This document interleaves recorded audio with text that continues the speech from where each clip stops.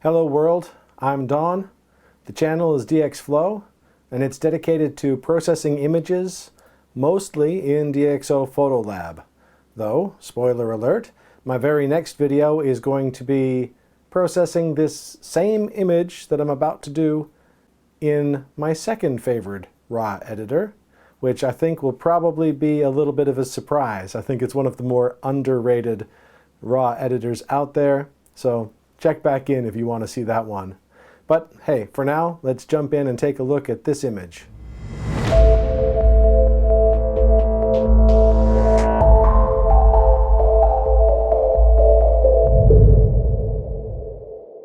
For any of you who have watched any of my previous videos, you'll no doubt see that I'm trying to up my video quality game. You can automatically tell that because I've put a contrasting blue light in the background to make things look a little bit fancier. And I'm also about to drop a wee little map overlay showing you where this image was taken. So I am located in New Zealand, and South Island of New Zealand in particular. And this image was from a trip to Wanaka, which is a spot that my family and I go quite frequently. We like it around there.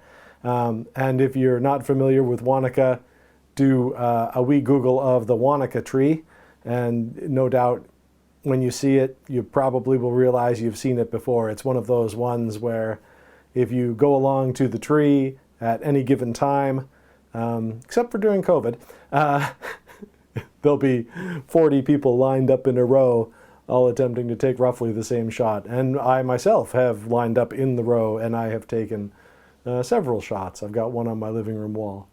Anyway, so this image was from a little bit further around the lake, and early morning, some interesting cloud, and I quite liked how it came out.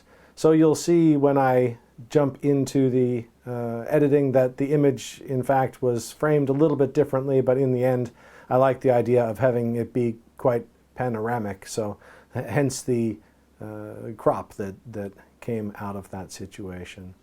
So let's jump in and take a look at how I edited this image.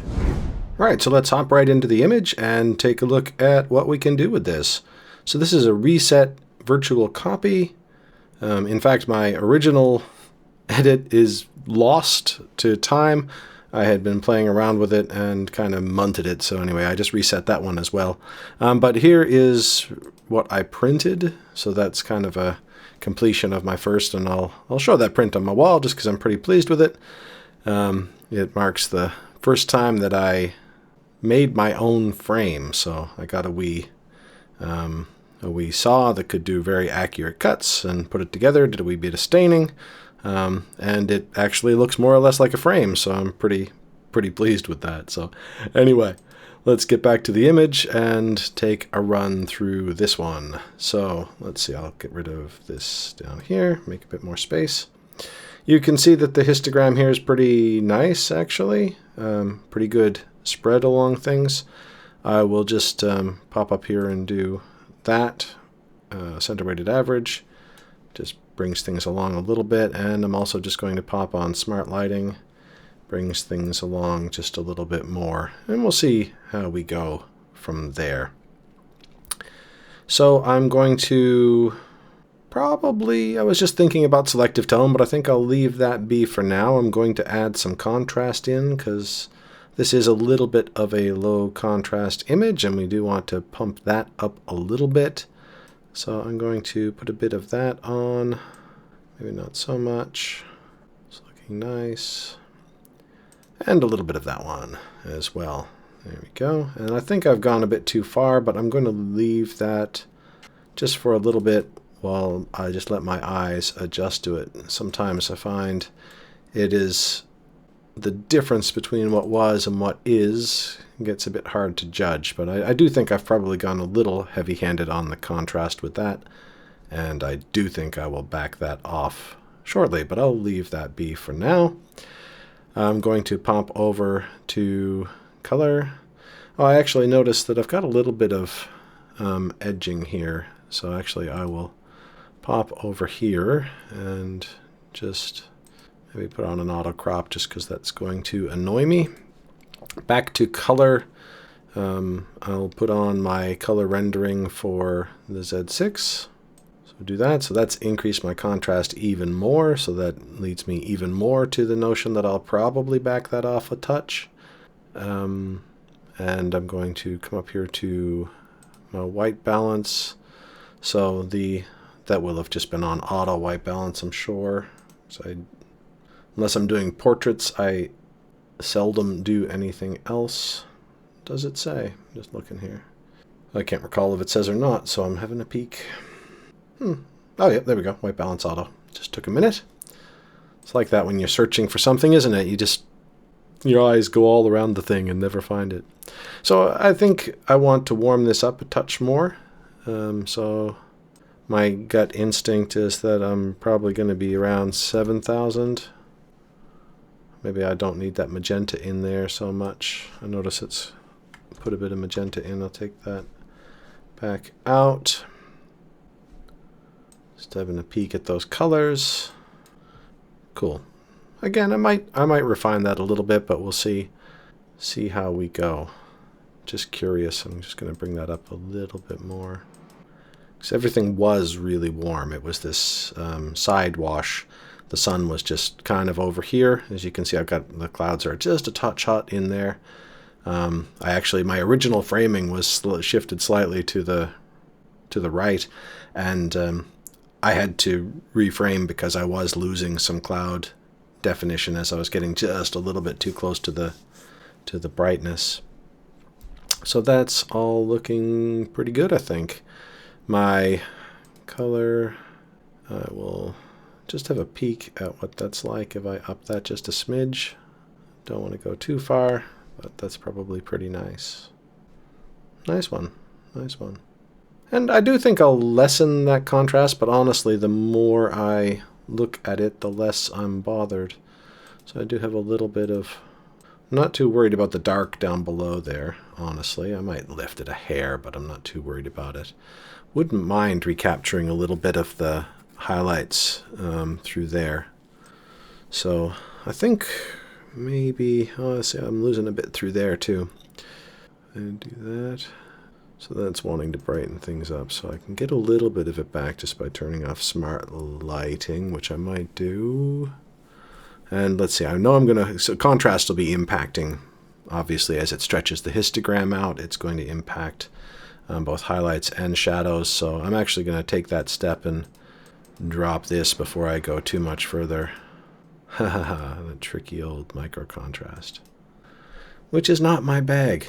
Yeah, I think it's intended to make things look sharper, but I don't know. If I do this, actually on YouTube maybe it looks good because we'll be losing some, but it just looks overdone to me. Micro contrast, so I'll just take it off again. Yeah, I think I just like it better. I like it better without. Awesome. So that is looking pretty good. I do still want to maybe just grab a local adjustment, and I'm just going to be reducing highlights a touch, so I'm just going to do a little blob on there. See if I can't pull that back in a little bit.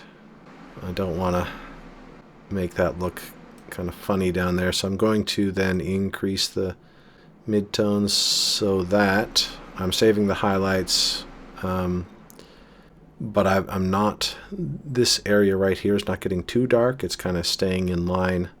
To my eye, it was getting a little darker than the rest of the dark places up there, if you know what I mean. So a little bit down on the highlights, a little bit up on the midtones. I find it's something that you need to find the balance with in DxO.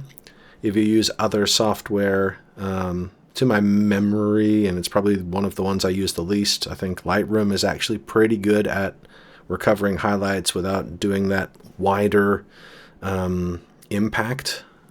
Capture One, I know they handle highlights really, really well without having that wider impact. But DxO, the way they overlap between highlights, midtones, and shadows, you often, I find, need to play with a couple of them to find that balance, because when I pull my highlights down, it's impacting more of the midtones and stuff.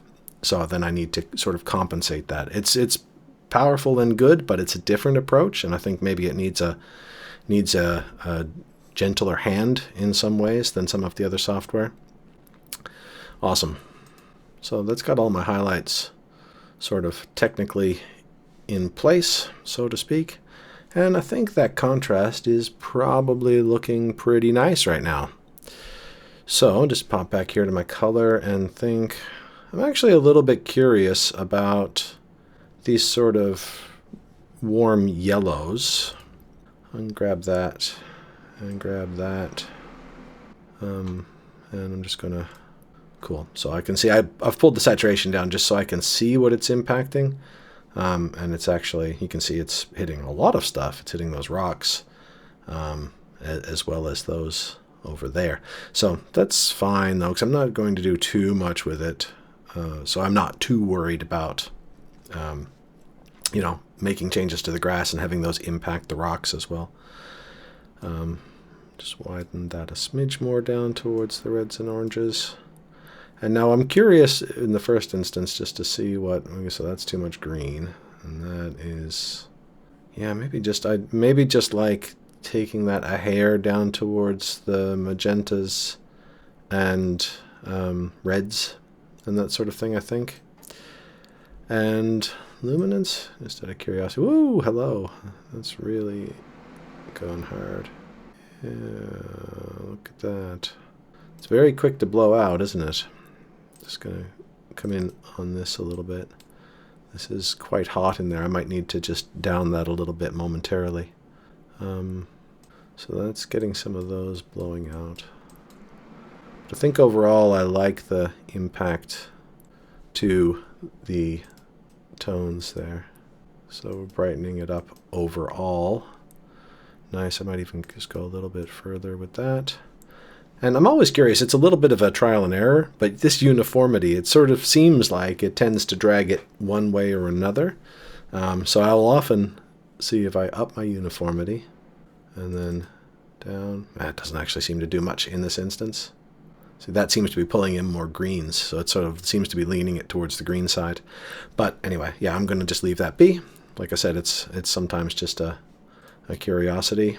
Nice. So that's all looking good. I think I'll just pop into my local adjustments and I will deal to these highlights that are going on here. I'm just going to bring my size down. That's probably good. Just go through here, here. I'm losing some highlights as well. I'll just bring those down if I can.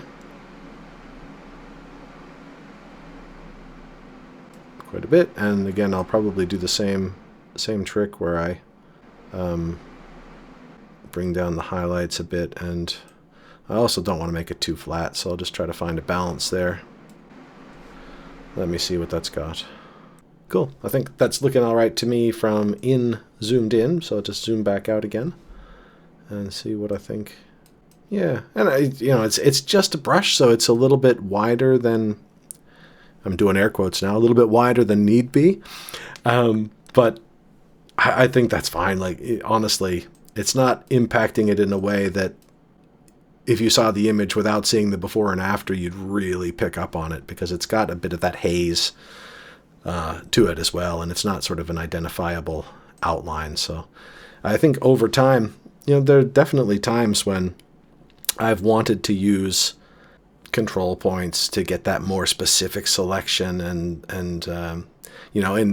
dabbling with some of the other software that promises to give me AI selections so that I can get these super precise selections, and that's going to be the savior. But honestly, I have to say that recently I'm bending back towards simpler tools, because the AI or the really precise, sometimes it just doesn't quite, control points better than most, because control points, have a looseness to them anyway, so that they make sort of soft-edged selections most of the time. But the AI, for sure, I'm a bit disenchanted with that in most instances, because it's 98% there, but then you get this weird artifacting or, unusualness around the selection. So anyway, I digress. So let me just, so I'm off local adjustments now. I'll do it overall before and after, and I think that's looking nice. Just thinking, is there anything else I want to do in here? I don't think so. I'm going to check that vibrancy again. Yep, I think that vibrancy is adding a nice little kick. I'm happy with that. Speaking of a little kick, I might want to do something here local adjustment wise. Let me just get zoomed in. Just for good measure, I'm going to do that. Again, I'm not being massively precise because I'm not going to, try to lift the shadows hugely on these or anything like that. I'm just actually thinking just a smidge of, maybe not that one. Just contrast. Let's see. And maybe just a hair. Oh, yeah, no, I see I've gone too far there. You can quickly see it when I do. It just needs a light touch. Awesome. So, okay, and just let me zoom out and make sure that doesn't look ridiculous when I'm zoomed out. Just like a little extra kiss on there. So, yeah, nice. I think that is looking great. Pop over here, where I was on 100. I'm not remotely worried about noise, so I'll not do anything with that. That's all good.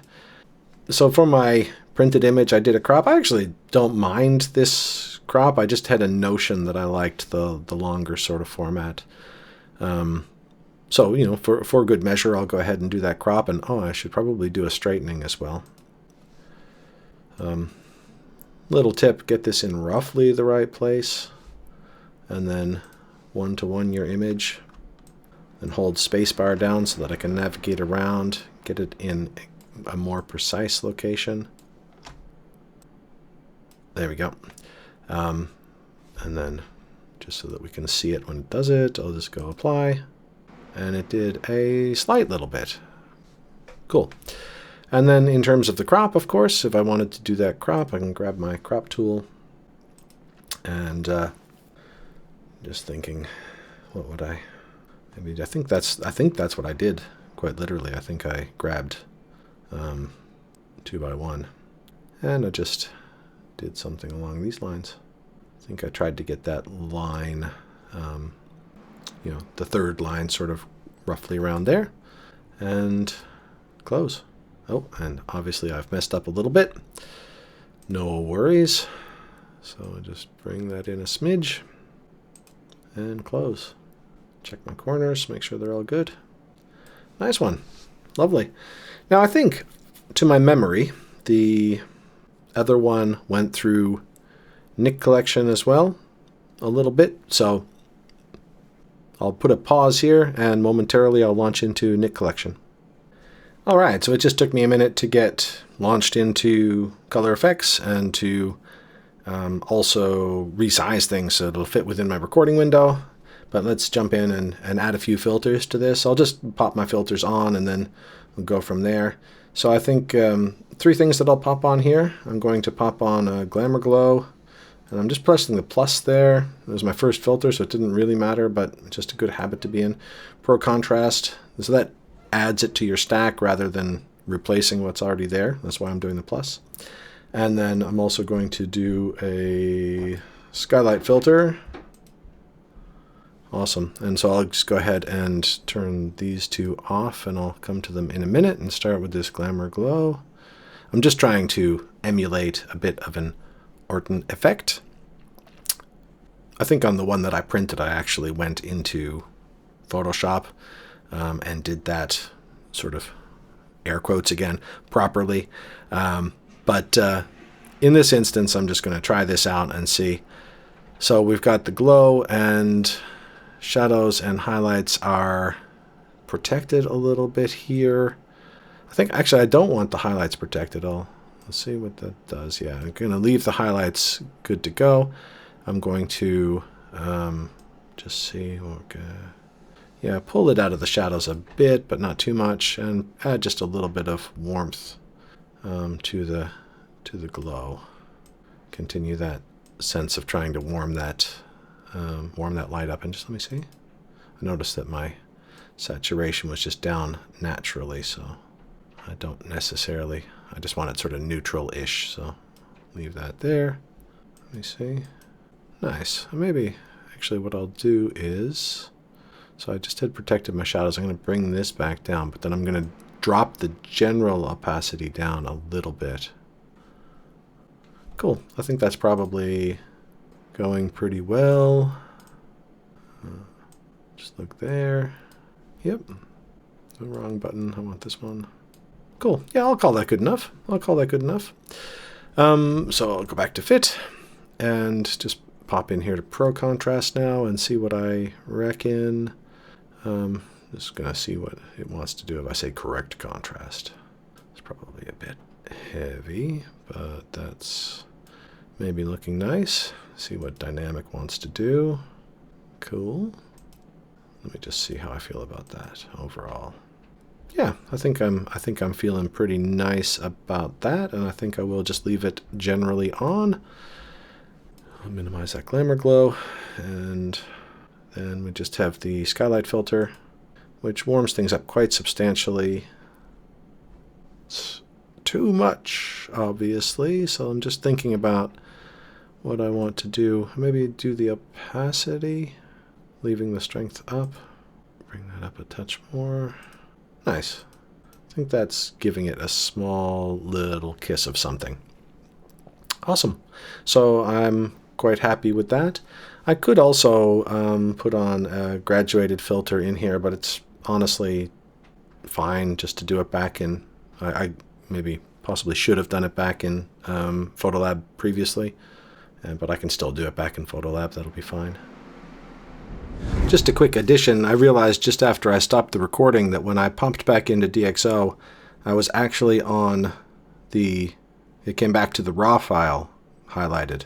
So when I added my extra little local adjustment on there, I added it to the raw file, and this is actually the file that came back out of Nik Collection.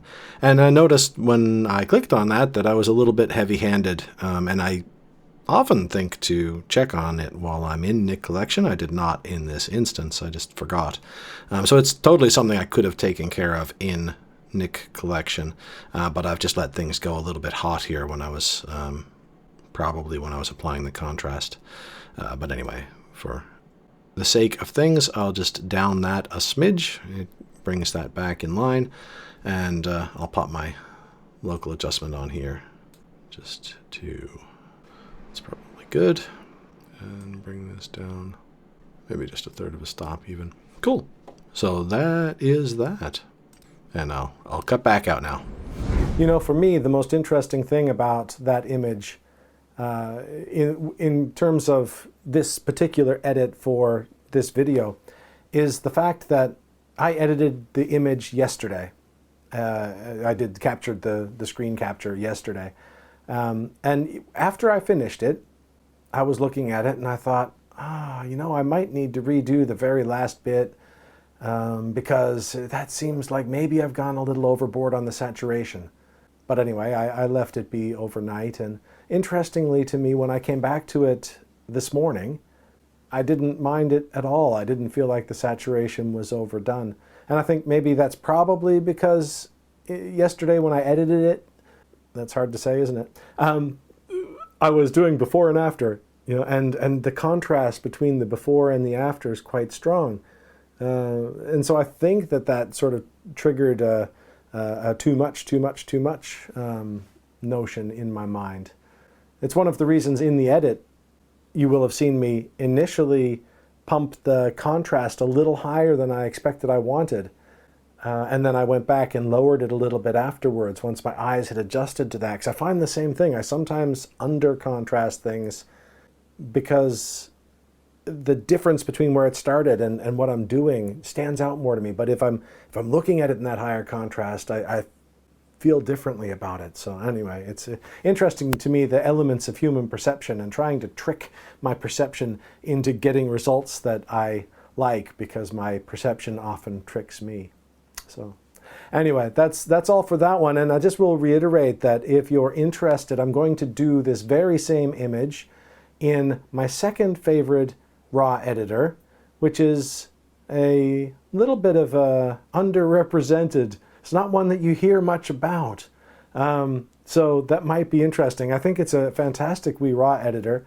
It has some features that no other software that I can think of has, not implemented in the same ways. Something that I've been a fan of for many, many years, but I had to stop for a little while because there was a time when it didn't play nicely.